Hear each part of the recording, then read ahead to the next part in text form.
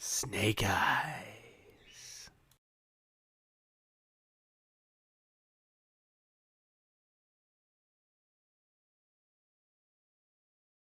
Hi guys, I'll be making the Scourge kit and the two light cruisers and the heavy cruiser and the frigates, and I'll show you how I'll put them together. The core for each Scourge vessel for the cruisers is the same. You just glue these parts together, make sure the fin behind here is connected, and don't forget to add the extra pair of engines. These are the top, this is the bottom. It's the only, they fit in both ways, so do check out. So press fit, and then you have the top, which goes on here. You need to be careful with this line, that you make sure it's flush, because if you have if this surface isn't flush, this will stick out and you'll keep seeing that. At this point, if you want to magnetize the crest on, you could put a magnet in below here. I advise doing either two small round ones and just drill them in, and then do a millimeter here, a millimeter there, so it could you'll be able to click it on. That's it for now. I'll go on in a moment. So I've sub-assembled everything. The crest is on, and as you can see, the light cruisers as well. The main difference between the normal cruisers, heavy cruisers, and the light cruisers is this part. Instead of a large side fin, it's a small one, which actually has an engine on it. You could magnetize those and switch them out.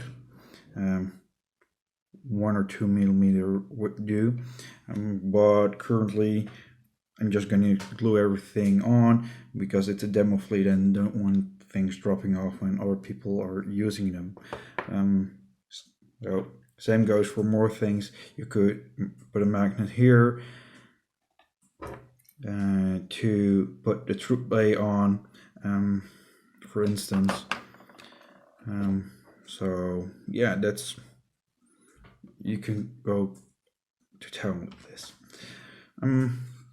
These are kind of cool because you can angle them differently to show different ships. I'm going to go for the easy option, so I have easy access to paint and just do them perpendicular to the main hull. So I'm going to be gluing them on now. The nice bit about the bills, the nice bit about the design here is there's only one way in which to fit the weapon systems. So say if you'd had a magnet inside, you could do with one inside being flat, one being one pole and the other being the opposite, and they work perfectly. And it would go for most of the weapons options, except for the launch assets. This is the one for the heavy cruiser, and as you can see, it fits in as well. There's no, it's the same shape. So you do need to be careful not to put too much glue in if you are fixing them, because it's a snug fit, and otherwise you'll lose some details when you push it in.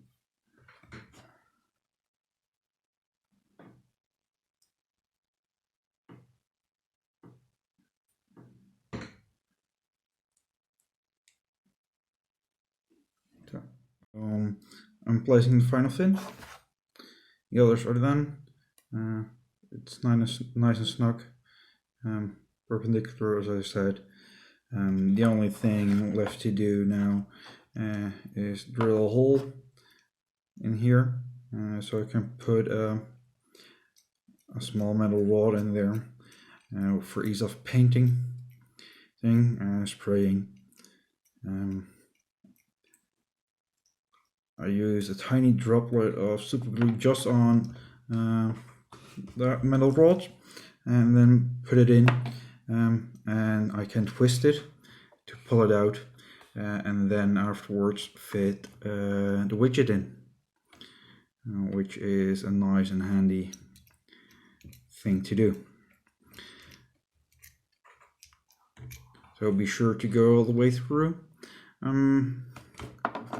And yeah, if you want to do paint it separately, I do the same thing for these fins on the side, and then just keep them on pins as well, so you have good access to all the various details. But for now, this will do for me. I'm going to do the frigates another night.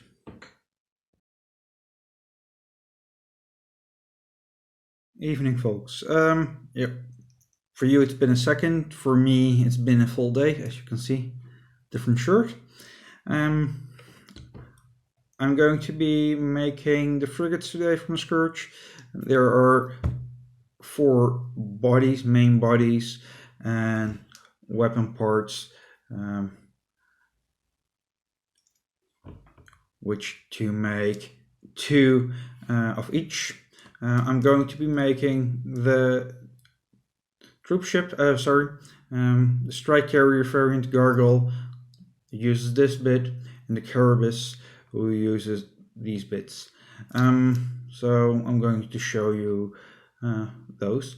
If I'm going to quickly flip around, if you wanted to, you could easily magnetize all the options, because here you'll see the round peg is the same for all the different weapons options. So if you put magnets in there, you will have all the frigates you need, all the options you need. Unlike the cruisers, there's a mold line visible down the center here. Don't know how good it shows up on camera, but it goes through the middle of the oculuses, the eyes as some of them call them. So you need to be careful to remove them. On the top, it doesn't really matter. Actually, just let it be there because it raises the area a bit. But you do need to mind the back as well, because it crosses the engine as well. So Bruce showed his fancy GW2. I'm just going to use an X-Acto knife to scrape it off.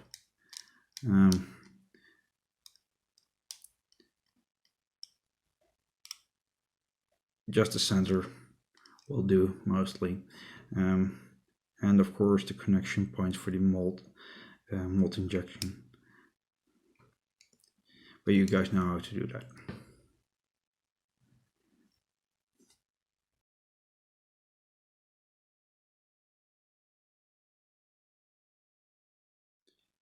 So I've cleaned them all up. For mold lines, the weapons are a bit easier, but still you need to be careful, because there's a lot of detail on these, of course, and some of the injection points are a bit tricky. The easiest one is here on the bottom, but the most tricky one is here at the nose.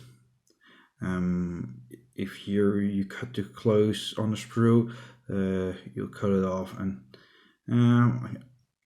I've just nicked it here, so it can be tricky. As with the cruisers, I'll drill a small hole in here.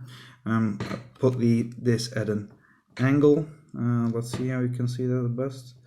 Maybe like so.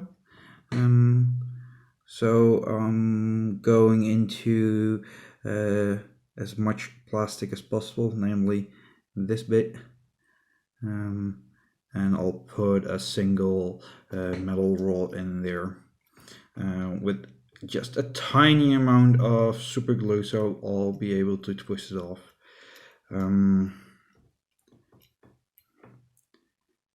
I won't be going in too deep. I'll show you the end result in a moment. So they're all drilled in, as you will see in the photo in a moment. I'm gonna tap these slightly with some glue. As with the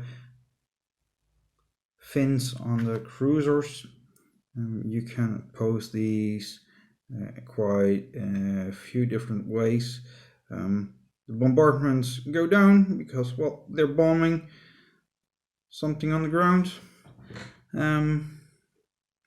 But you could angle them how you want. I'm going with the easiest way so I can paint them up decently.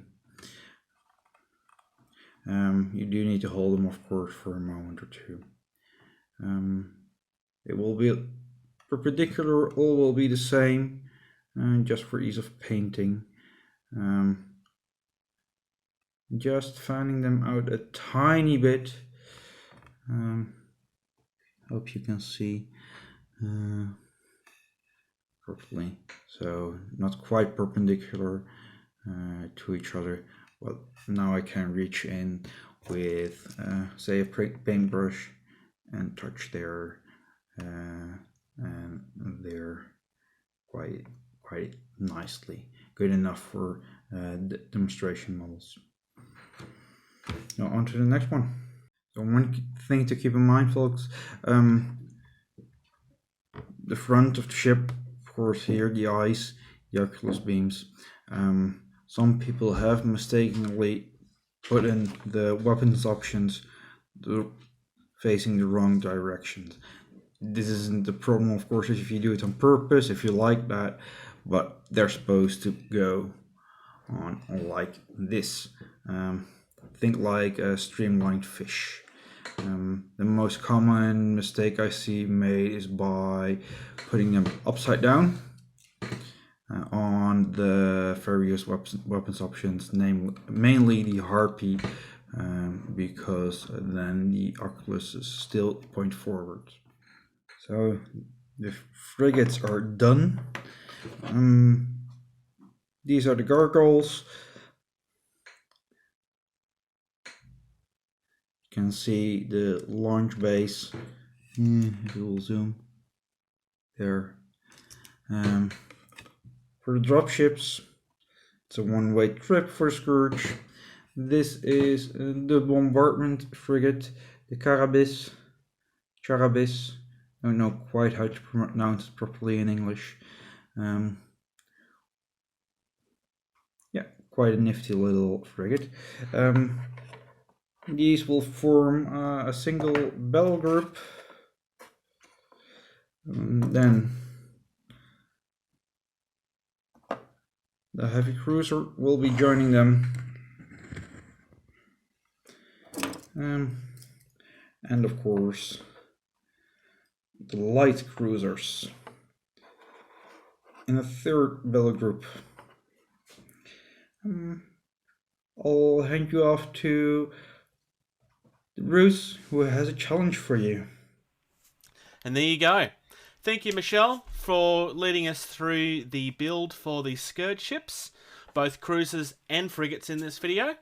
However, you guys have been issued a challenge. Michel is offering for you to pick the colour scheme for his ships. Sound off in the comments if you've got a really cool idea that you'd love to see somebody do. If you've got an idea that you think might push Michel's skills and really test his abilities. Or hell, if you have an idea of something really evil and you want to see if somebody can actually make it look good, a challenge is a challenge.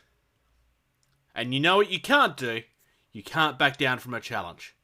Sound off in the comments. Let us know what your challenge is for Michel. Of course, let us know what you think of the ships. And until next time, play more games. This video is brought to you by Thunder Terrain in collaboration with Getting Tabled.